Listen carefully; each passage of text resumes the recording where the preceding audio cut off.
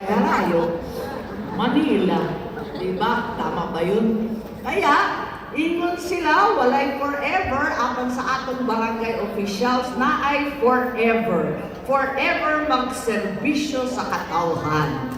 Naman, talaga naman, nakita naman natin in fairness.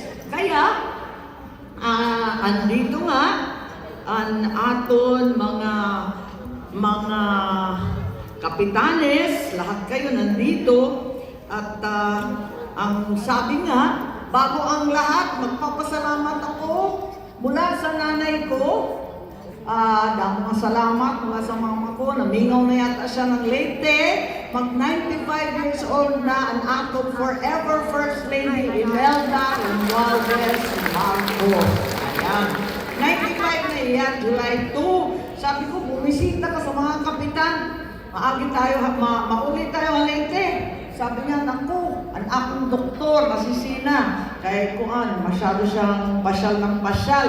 Sabi ko, alam, sasabihin ko, wasirin mo, ganito, ay, diri ka pala marunong, diri ka naman nagkakanta.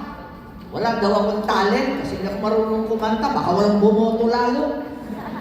Kaya, binigay na lang sa akin ito. Ito na lang daw ang sabihin ko.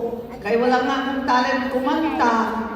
Ito na lang daw ang sabihin ko sa inyo galing kay First Lady Imelda. Ayan.